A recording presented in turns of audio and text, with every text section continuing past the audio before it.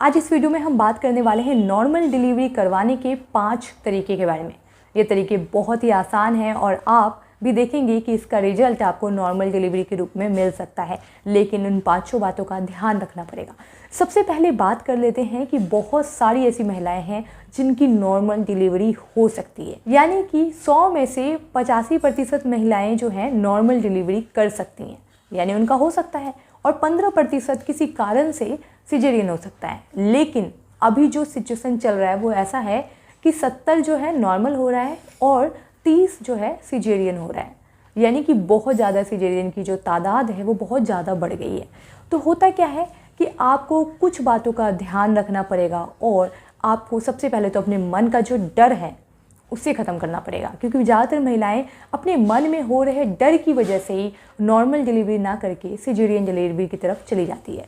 तो आपको पहले तो इस डर को ख़त्म करना होगा। जैसे ही आप इस डर को ख़त्म करेंगी, इसके बाद अब आपके टिप्स शुरू होते हैं। तो वीडियो काफ़ी इंटरेस्टिंग होने वाली, वीडियो को अंत तक ज़रूर देखें और जितने भी सवाल आपके मन में हैं कमेंट बॉक्स में लिख दें, अगली वीडियो उसी टॉपिक पर आने वाली है।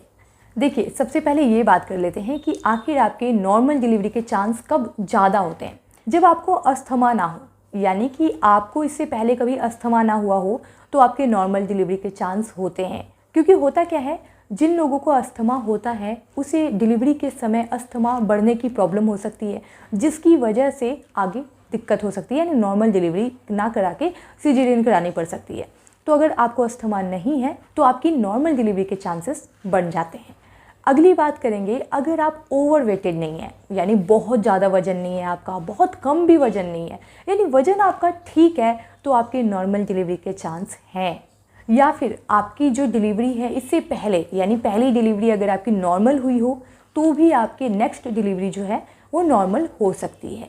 या फिर आपको किसी तरह की प्रॉब्लम ना हो, यानी जो प्रेगनेंसी है इसमें किसी तरह की कॉम्प्लिकेशंस ना हो, तो भी आपकी डिलीवरी नॉर्मल करवाई जा सकती है।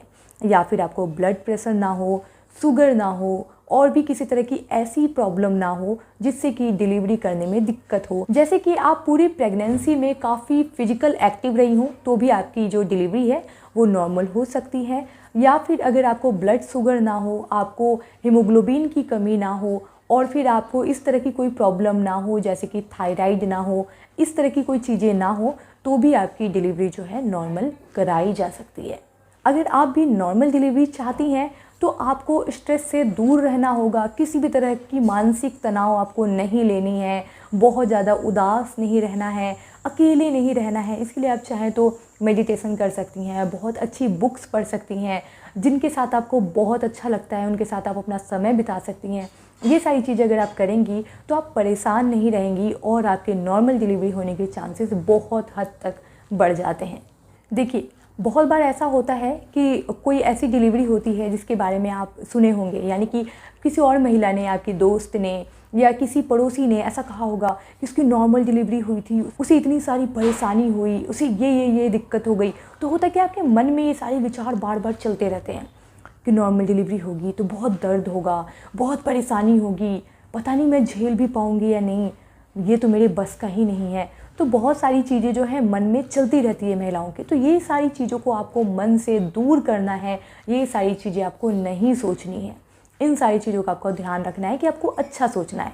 एक दिन की बात है, डिलीवरी एक ही दिन होगी, एक दिन में आप जो है अपने बेबी को अपने पास पाएंगी। तो कुछ घंटों का दर्द होता है और वो भी इतना नहीं होता कि आप झेल ना सके, क्योंकि अगर इतना ही दर्द होता तो कोई भी मां नहीं बनती और एक के बाद दूसरा बेबी पैदा नहीं करना चाहती। तो ऐसा नहीं होता। बहुत सारी ऐसी महिलाएं हैं जिनकी नॉर्मल डिलीवरी होती है और वो बहुत जल्दी फिट भी हो पाती हैं। तो आप बिल्कुल इन सब चीज़ों को दिमाग से निकाल दें और सिर्फ अच्छा सोचें। और अच्छा सोचने के बाद आप ये सोचें कि मेरा बेबी आने वाला है, मेरे हाथों में होगा, मैं उसे देख पाऊँगी, उसे छू पाऊँगी। इन सारी चीज़ों के बारे में सोचें, ना कि किसी निगेटिव चीज़ों के बारे में सोचें कि ऐसा हो गया था, वैसा हो गया था, दिक्कत हो गई थी। ये सारी चीज़ें नहीं सोचनी है। अगले उपाय के रूप में बात करें तो आपको डॉक्टर से ही चुनना है। बहुत बार ऐसा होता है कि डॉक्टर सिर्फ अपने फ़ायदे के बारे में सोचते हैं कि ऐसा करूं कि सी सेक्शन डिलीवरी हो जाए और इससे पैसे बन जाए। बहुत सारे ऐसे भी डॉक्टर होते हैं जो सिर्फ नॉर्मल डिलीवरी के पीछे ही परेशान होते हैं कि चाहे सिजेरियन की नौबत भी आ जाए लेकिन नॉर्मल ही करानी, क्योंकि उनके पास सुविधा ही नहीं होता, तो वो नॉर्मल के चक्कर में आपको परेशान कर सकते हैं। तो इन सारी चीज़ों का ध्यान रखें कि नॉर्मल जब होने के लायक हो तो नॉर्मल हो सके, और अगर सिजेरियन की ज़रूरत पड़े तो वो भी कराई जा सके, लेकिन सही होना चाहिए, यानी कि जो भी हो सही तरीके से हो।